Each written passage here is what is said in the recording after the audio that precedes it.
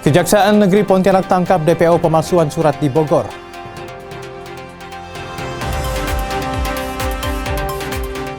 Lewati batas waktu yang ditetapkan pemerintah kota, Satpol PP Banjarmasin bongkar baliho Bandung.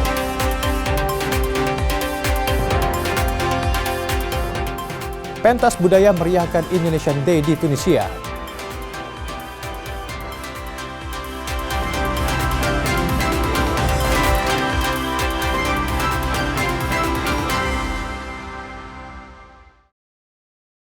Halo selamat pagi saudara, senang kami dapat kembali menyapa Anda dalam Kompas Pagi hari ini 2 Desember 2025. Saudara seperti biasa, selain 3 sorotan utama tadi, sejumlah informasi seputar Pulau Kalimantan juga telah kami siapkan untuk mengisi ruang informasi Anda. Bersama saya Evita Herwin, selama 1 jam ke depan, segera kita simak Kompas Pagi selengkapnya hanya di Kompas TV, independen, terpercaya.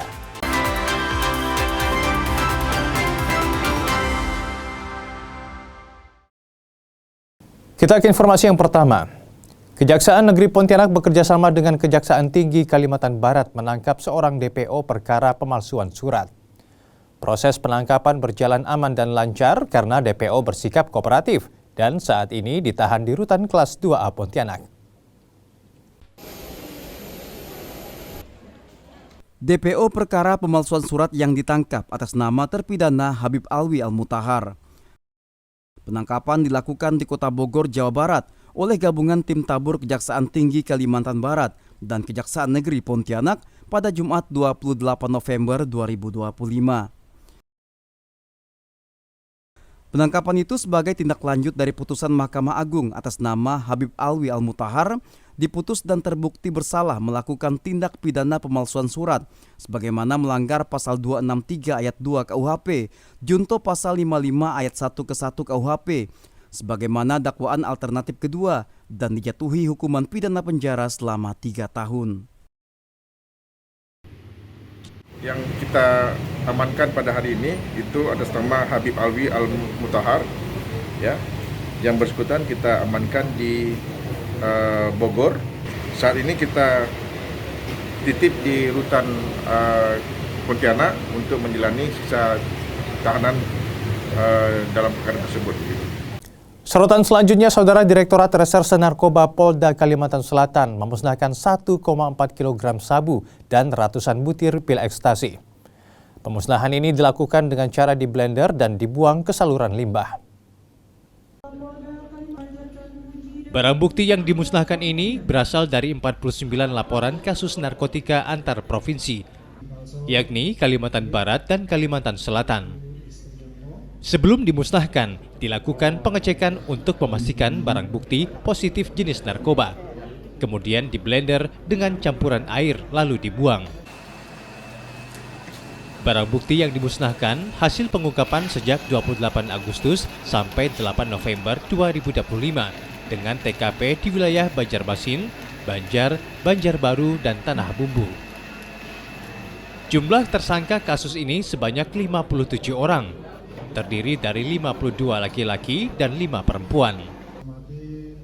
Dari barang bukti yang berhasil kita ungkap,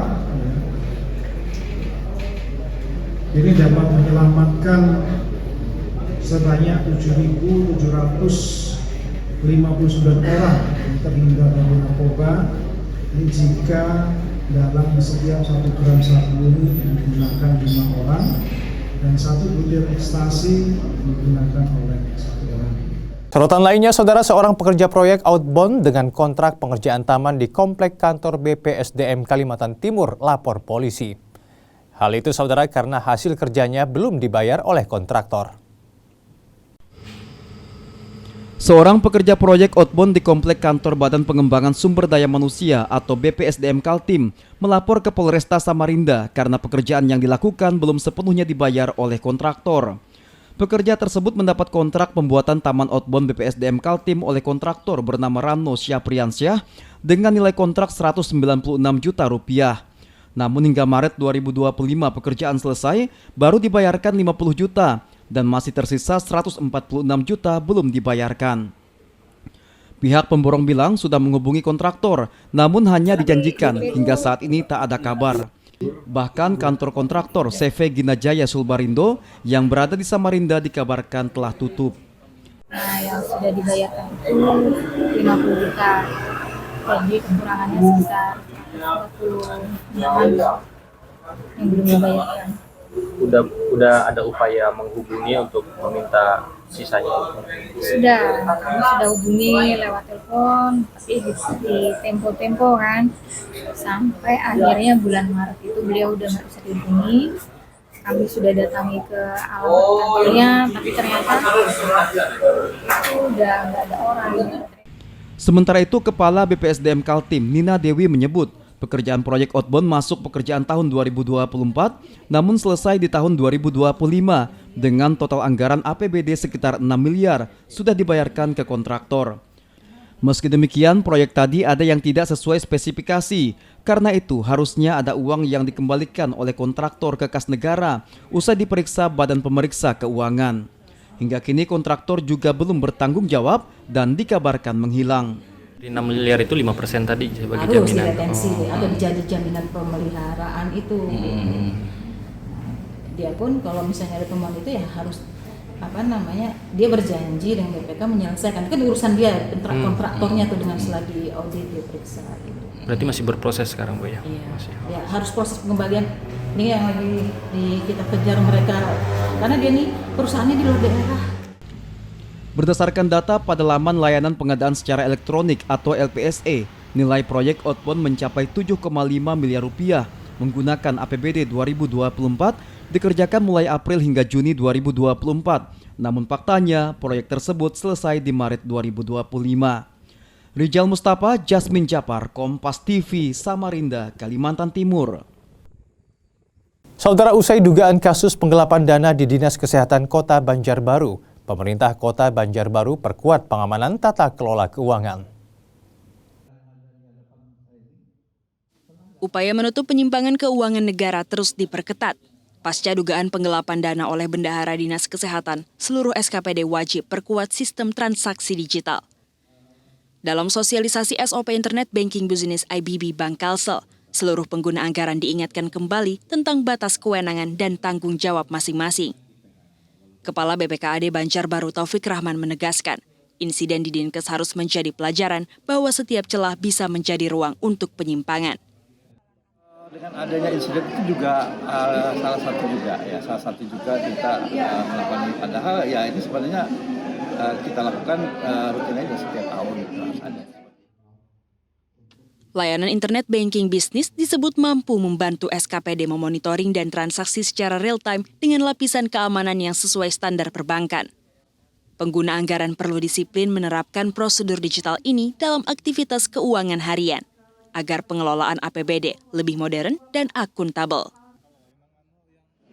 Memang sistem internet banking bisnis ini sudah memiliki layer-layer security yang sudah sesuai dengan standar keamanan. Jadi kegiatan ini hanya sebagai refresh saja. Penguatan SOP dan standarisasi keamanan ini diharapkan dapat menutup ruang kecurangan, sekaligus memaksa setiap SKPD bekerja lebih tertib dan terawasi. Nabila Ceva, Kompas TV, Banjarbaru, Kalimantan Selatan. Saudara, usai jeda, kami akan kembali dengan informasi lain, di antaranya tenaga ahli kantor staf Presiden Sidak SMP Negeri 4 Singkawang. Sesaat lagi.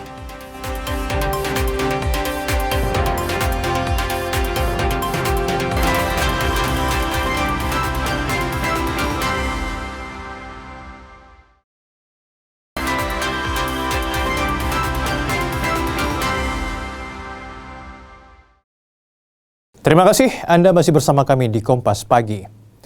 Saudara, dari Kalimantan Selatan, Satuan Polisi Pamong Praja Kota Banjarmasin membongkar baliho bando yang melintang di Jalan Sutoyo, Banjarmasin Barat. Pembongkaran ini dilakukan setelah melewati batas waktu yang ditetapkan oleh pemerintah kota. Pembongkaran dilakukan pada Sabtu dini hari setelah melewati batas waktu yang ditetapkan pemerintah kota untuk dibongkar sendiri. Kepala Satpol PP Kota Banjarmasin Muzayyin bilang pembongkaran sudah sesuai tahapan resmi, yakni melalui surat peringatan Namun hingga batas waktu akhir, pemilik belum menuntaskan pembongkaran. Saat ini sudah 4 baliho bando yang dibongkar. 3 di antaranya dibongkar langsung oleh pemilik. Pembongkaran untuk mengurangi risiko gangguan keselamatan pengguna jalan, serta menjaga estetika tata ruang kota sesuai Peraturan Wali Kota Nomor 54 Tahun 2021 dan Peraturan Daerah yang disahkan pada Juli lalu. Sudah kita laksanakan, ada SP1, SP2 dan SP3. Itu sudah kita proses, kita ikuti dan kita laksanakan tahapan itu. Malam ini ternyata mereka memang belum membongkar semua seluruhnya. Mungkin ada sebagian yang sudah dilaksanakan oleh mereka, tetapi karena batas waktu sudah kita tetapkan belum juga selesai. Memang untuk reklame yang berada melintang jalan, baliho, dan yang berada di median jalan memang tidak diperbolehkan lagi. Kita ke Kota Singkawang. Saudara, tenaga ahli dari kantor staf presiden melakukan inspeksi mendadak ke SMP Negeri 4 Singkawang, Kalimantan Barat. Sidak ini, saudara, dalam rangka mengetahui pemahaman siswa tentang Pancasila hingga diskusi soal program makan bergizi gratis. Bersama Wali Kota Singkawang, tenaga ahli kantor staf presiden mendatangi SMP Negeri 4 Singkawang. Salah satu alasan datang ke Singkawang adalah karena kota ini dikenal sebagai kota toleran di Indonesia, sehingga KSP melihat langsung pemahaman dan pengamalan siswa terkait Pancasila. Wali Kota Singkawang, Chai Cuime, mengaku sangat tersanjung Kota Singkawang dipilih KSP untuk melakukan pemantauan terkait ideologi Pancasila.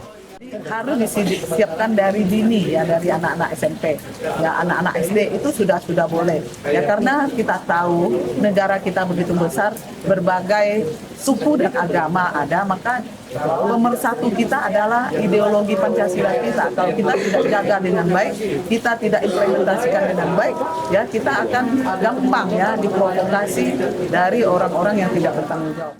Sementara itu, tenaga ahli KSP Christopher Nugroho bilang, pihaknya ingin menggali lebih jauh hal-hal positif yang sudah berhasil dikembangkan oleh pemerintah Kota Singkawang. Kota Singkawang termasuk sebagai salah satu kota toleran di Indonesia. Hal ini tentu menarik bagi kami bisa berkunjung dan juga bisa menggali lebih jauh terkait dengan hal-hal positif yang sudah berhasil dikembangkan oleh pemerintah Kota Singkawang bersama dengan masyarakat Kota Singkawang. Dalam kunjungannya ini, tenaga ahli KSP juga mendengarkan masukan dari para siswa soal kelebihan dan kekurangan program MBG. Novi Saputra, Kompas TV, Singkawang, Kalimantan Barat. Beralih ke informasi soal bahaya mengintai keseruan anak-anak yang bermain di Sungai Martapura, Kota Banjarmasin, Kalimantan Selatan. Sebagian dari mereka berenang ke tengah sungai untuk naik ke kapal wisata yang sedang melintas. Di sepanjang aliran Sungai Martapura, Kota Banjarmasin, Kalimantan Selatan, anak-anak kerap terlihat berenang untuk sekadar bermain. Tak jarang aksi mereka memacu adrenalin, seperti berusaha menaiki kapal wisata yang sedang melaju di tengah sungai, lalu meloncat turun kembali ke air. Tingkah ini mengundang keprihatinan penumpang karena membahayakan keselamatan sang anak, seperti risiko terkena baling-baling atau terhantam badan kapal. Sebenarnya membahayakan, sebenarnya itu perlu perhatian dari pihak terkait, ya, mungkin pemerintah daerah dan orang tuanya juga, lingkungannya juga sebenarnya. Kalaupun memang itu tidak bisa ditiadakan, paling tidak kita memberikan sesuatu yang lebih aman untuk mereka. Pengemudi kapal wisata mengaku berkali-kali menegur, namun anak-anak ini tidak menaati. Cuma dia main-main bang, ya kalau ya kekanakan ya kalau, namun sekali dimaklumi ya kalau, bah. Mengganggu juga bang, kasihan ya Allah, kalau kena baling-baling gak ya Allah. Mencegah bahaya dari perilaku ini, pengawasan di sepanjang Sungai Martapura perlu ditingkatkan instansi pemerintah terkait, baik Dinas Perhubungan maupun Polisi Perairan. Arpawi, Kompas TV, Banjarmasin, Kalimantan Selatan. Dari Kota Pontianak, Saudara, Wali Kota Pontianak Edi Rusdi Kamtono mengajak seluruh guru menjaga integritas dan komitmen sebagai pengajar. Para guru ditekankan bisa menjadi teladan yang baik bagi para murid dan lingkungan masyarakat. Ajakan ini disampaikan Wali Kota saat memimpin peringatan Hari Guru Nasional dan HUT ke-54 Korpri tahun 2025, sekaligus menyikapi sejumlah persoalan yang sempat menyeret nama aparatur sipil negara beberapa hari terakhir di media sosial. Wali Kota minta para guru sebagai pengajar menunjukkan citra positif di hadapan para murid maupun di lingkungan masyarakat. Wali Kota juga menekankan ke depan seluruh ASN termasuk guru harus terus berinovasi dan profesional, mampu berkomitmen meningkatkan sumber daya manusia, menunjukkan pelayanan prima, akuntabel, kompeten, royal, cepat, tepat hingga kolaboratif. Ya, saya berharap guru tidak hanya sebagai pengajar, tapi juga sebagai teladan bagi siswa dan bagi masyarakat. Oleh sebab itu, kita berharap untuk bisa menahan diri, sabar, dan menjaga integritas serta komitmen sebagai seorang guru yang memiliki tugas yang sangat mulia. Stasiun pengisian kendaraan listrik umum hadir di batas negeri. Informasi ini selengkapnya akan kami hadirkan sesaat lagi.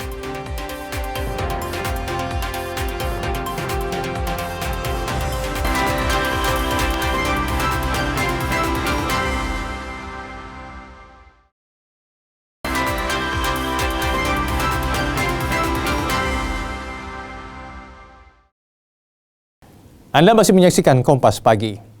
Saudara Majelis Ulama Indonesia Kalimantan Barat menyatakan siap menjadi pelayan umat dan mitra pemerintah. Tahun 2026, MUI menargetkan ikut serta menjaga keharmonisan sosial dan melestarikan lingkungan daerah.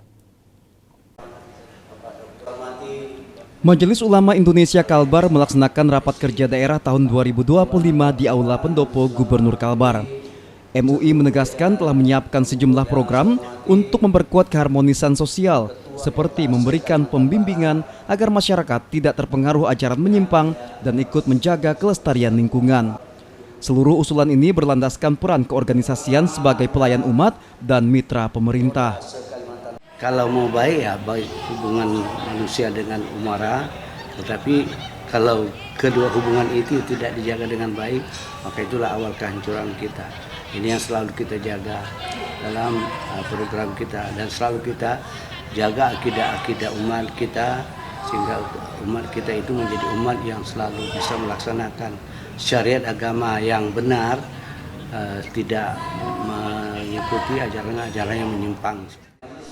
Sementara itu, Ketua Bidang Ukhuwah MUI M. Zaitun Rasmin bilang, ceramah ataupun fatwa harus mencerminkan keteladanan persatuan, kesatuan bangsa dan negara. Ulama juga diajak mampu menanamkan nilai toleransi hingga kedamaian di tengah keberagaman umat. MUI alhamdulillah lahir di negeri kita ini benar-benar sebagai perekat umat, ya, untuk membela kepentingan umat dan sekaligus bagaimana menjaga keutuhan kita berbangsa dan bernegara. Jadi umat Islam sekarang ini dengan berbagai latar belakangnya itu tidak bisa dibayangkan tanpa MUI. Untuk program jangka panjang, MUI Kalbar telah merumuskannya lebih dulu dalam musyawarah daerah tahun 2023-2028. Pemprov Kalbar berharap konsolidasi organisasi bisa mengevaluasi capaian maupun mendukung pembangunan daerah. Dion Setiawan, Kompas TV, Pontianak, Kalimantan Barat. Saudara dari mancanegara, mahasiswa Indonesia di Kairouan, Tunisia kembali menorehkan prestasi membanggakan dengan sukses menyelenggarakan Indonesian Day atau Hari Mahasiswa Indonesia. Acara berlangsung meriah sekaligus khidmat di Auditorium Utama Universitas Zaytunah.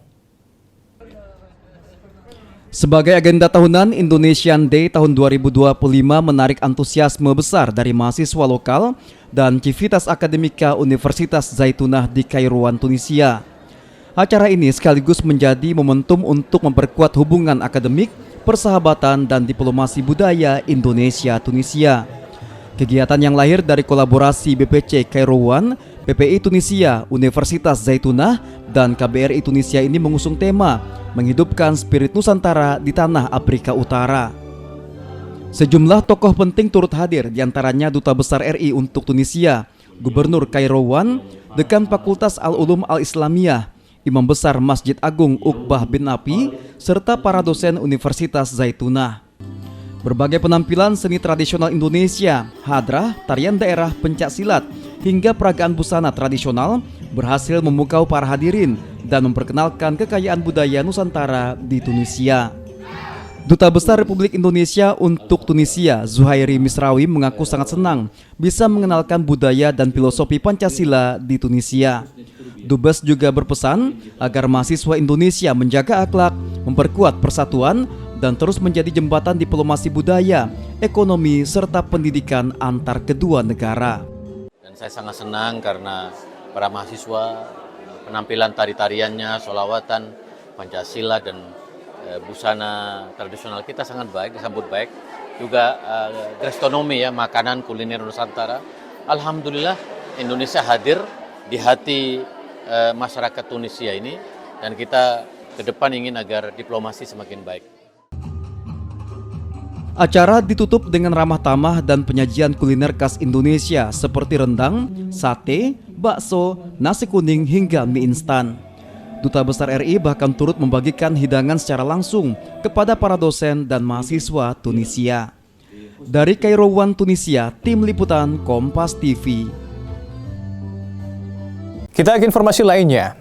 Saudara, PLN Unit Pelaksana Pelayanan Pelanggan Sanggau siapkan 2 stasiun pengisian kendaraan listrik umum di kawasan perbatasan Indonesia-Malaysia. Tujuannya, saudara, untuk mempermudah pemilik kendaraan berpergian tanpa khawatir mencari tempat pengisian daya listrik untuk kendaraan. Untuk memberikan pelayanan maksimal dan mendorong energi terbarukan, stasiun pengisian kendaraan listrik umum atau SPKLU kini hadir di daerah tertinggal, terdepan, dan terluar atau 3T. Satu di antaranya wilayah perbatasan Indonesia-Malaysia, Kecamatan Entikong, Kabupaten Sanggau, Kalimantan Barat. Bupati Sanggau Yohanes Ontot menyambut baik kehadiran SPKLU ini karena akan mempermudah masyarakat pemilik kendaraan listrik untuk mengisi daya kendaraannya. Orang masih senang, masih tidak terlalu was-was kalau yang menggunakan BBM kan.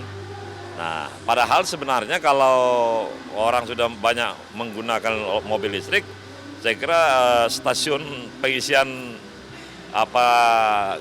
listriknya enggak juga sulit. Kalau di kita ini kan ada satu tuh. Nah, ini nanti kan mungkin di dalam perjalanan di titik mana yang ada, sehingga orang pengguna mobil listrik ini tidak was-was. Sementara itu, manajer PLN UP3 Sanggau, Hendi Gita Wedatama, menyebut ada 2 SPKLU yang disiapkan di wilayah perbatasan.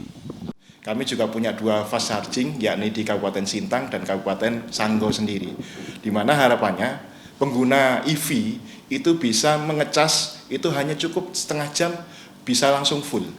Dan dengan menggunakan SPKLU ini cukup irit karena bisa efisien sampai dengan 70% dari penggunaan bahan bakar minyak di mobil. Kehadiran SPKLU di batas negeri tidak hanya mempermudah pemilik kendaraan listrik mengisi daya kendaraannya, tapi juga turut menggerakkan ekonomi masyarakat perbatasan. Samsul Hardi, Kompas TV, Sanggau, Kalimantan Barat. Informasi menarik selanjutnya. Saudara, warga Alalak Tengah, Kota Banjarmasin, Kalimantan Selatan antusias menyaksikan pertunjukan Japin Carita. Teater khas Banjar ini menarik perhatian dengan komedi dan pesan moralnya. Pertunjukan Japin Carita di pinggiran Kota Banjarmasin ramai didatangi warga dari berbagai kalangan usia. Tawa penonton menghidupkan suasana saat pemain melontarkan dialog komedi ciri khas Japin Carita. Bagus, baik aja. Saya tahu kan kayak generasi muda, kayak kanak-kanakan tuh tahu kesenian kayak ini nah. Jarang kayak tahu. Jarang kalau kayak ini lah. Jarang ada kayak ini. Bagi warga, teater pertama di wilayah ini sontak jadi hiburan sekaligus menambah pengetahuan generasi muda. Pertunjukan ciri khas Banjar ini dikemas dengan unsur komedi hingga menjadi daya tarik utama. Namun tak hanya menyuguhkan humor, teater ini juga membawa pesan tersirat. Salah satu penampilan membawakan judul dalam bahasa Banjar, yakni Kada Sabati atau Tidak Adil. Tema ini membawakan pesan untuk selalu bersifat adil. Drama ini judulnya Kada Sabati. Kada Sabati itu artinya tidak adil atau tidak sama rata. Jadi yang dimana di cerita ini ada bantuan untuk korban banjir, jadi itu tidak dibagikan rata. tapi juga selain tidak di bagian rata, itu tuh juga ada orang yang culas. Jadi di mana situasi bencana atau keadaan yang genting biasanya membuat orang-orang itu menjadi culas gitu. Itu menyinggung di sisi itu dan juga di sisi pemerintahnya yang kurang peduli. Dengan tema ini diharapkan masyarakat maupun pemerintah dapat selalu menjunjung nilai keadilan. Melalui panggung sederhana yang dibawakan sejumlah mahasiswa seni pertunjukan, Japin Carita diharapkan dapat menjadi warisan budaya bagi generasi muda. Sayyidah Aisyah, Kompas TV, Banjarmasin, Kalimantan Selatan. 10 pemain Chelsea tahan imbang Arsenal. Informasi ini akan kami hadirkan sesaat lagi. Tetaplah bersama kami di Kompas Pagi.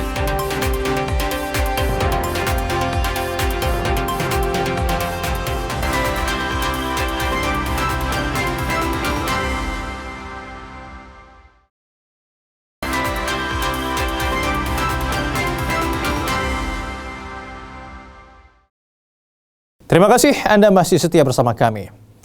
Sorotan dari dunia olahraga, saudara Chelsea versus Arsenal tuntas tanpa pemenang dalam lanjutan Liga Inggris 2025-2026. 10 pemain The Blues bisa meredam The Gunners 1-1.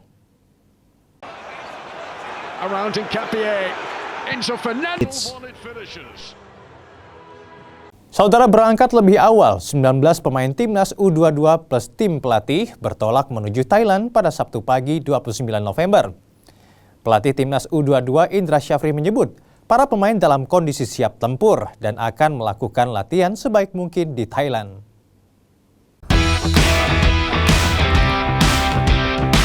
Timnas Indonesia U22 proyeksi SEA Games 2025 berangkat lebih awal ke Thailand. Skuad Garuda Nusantara bertolak ke negeri Gajah Putih pada Sabtu pagi. 19 pemain yang berasal dari kompetisi domestik plus pelatih kepala Indra Syafri turut dalam rombongan. Striker timnas Jens Ravan bilang, tim sudah bekerja keras dan berlatih maksimal. Sebagai juara bertahan, Garuda Nusantara siap membawa pulang medali emas dari Thailand. Sementara itu, pelatih timnas U22 Indra Syafri menegaskan timnya akan fokus laga demi laga. Sisa waktu yang ada akan digunakan sebaik mungkin untuk beradaptasi dengan lokasi pertandingan dan menyempurnakan strategi serta taktik permainan. We want to defend that gold medal and I think we gonna defend the gold medal. We have a strong selection, good preparation, so I think until now everything is fine to get that gold medal again. Kita akan bikin priorisasi sebaik mungkin untuk bisa nanti setiap pertandingan kita mencapai penampilan terbaiknya. Pertandingan pertama insya Allah udah full team ya Coach? Kita lihat nanti. Ya, kita lihat nanti. Oke. Adapun dari 23 nama yang didaftarkan untuk SEA Games 2025, ada 4 pemain yang berkompetisi di luar negeri. Mereka adalah Marcelino Ferdinand, Mauro Zelstra, Dion Marks, dan Kapten Ivan Yanat. Keempatnya dijadwalkan bergabung langsung di Thailand selambatnya pada 30 November. Angga Nurizki, Andika Ahadiat, Kompas TV, Jakarta.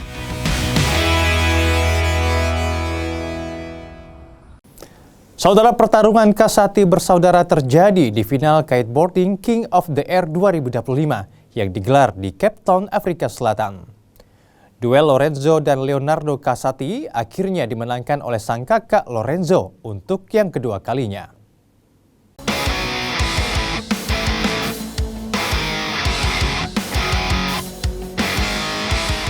Final kelas Open Kiteboarding Big Air 2025 menjadi momen bersejarah. Untuk pertama kalinya, kakak beradik bertarung di final untuk gelar paling prestisius dalam olahraga ekstrim ini.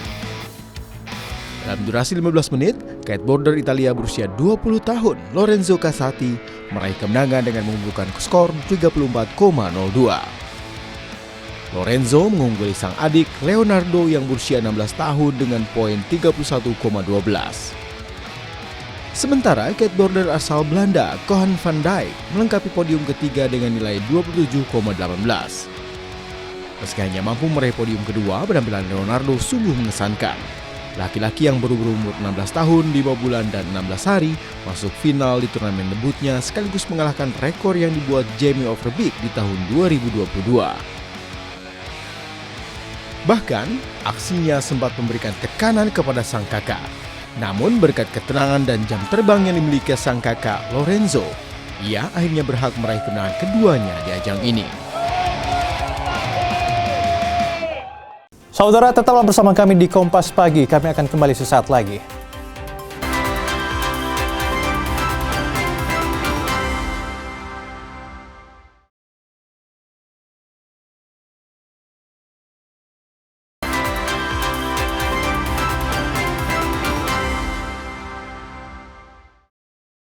Terima kasih Anda masih bersama kami di Kompas Pagi.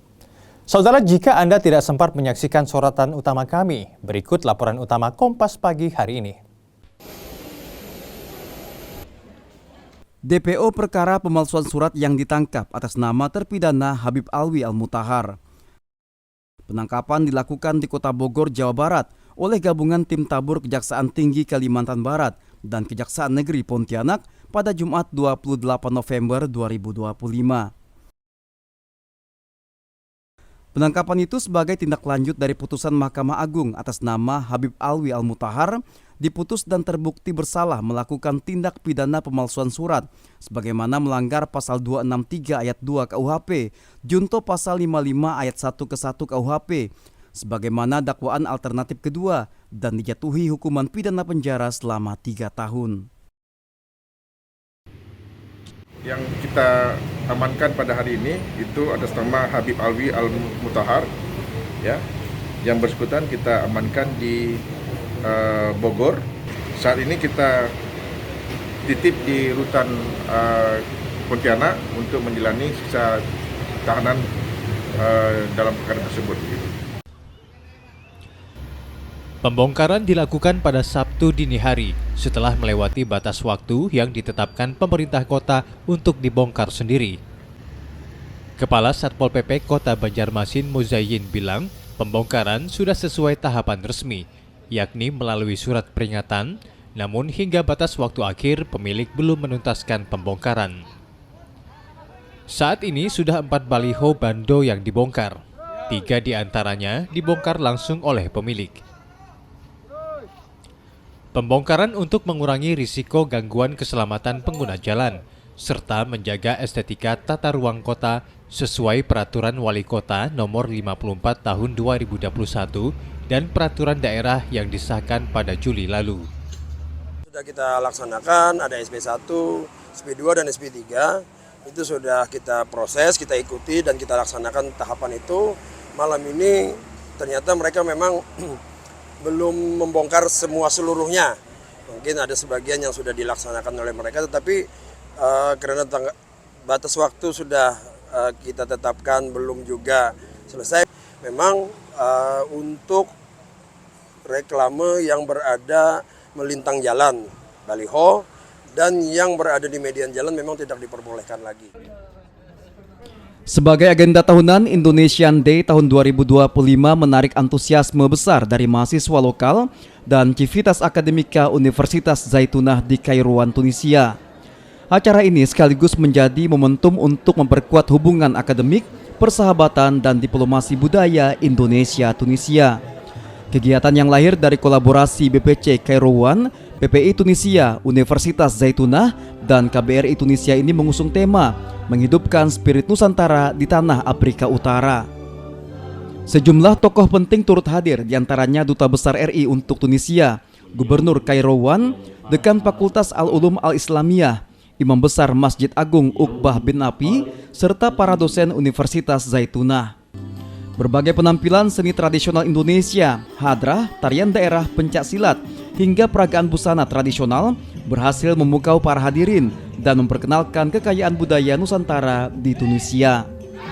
Duta Besar Republik Indonesia untuk Tunisia, Zuhairi Misrawi, mengaku sangat senang bisa mengenalkan budaya dan filosofi Pancasila di Tunisia.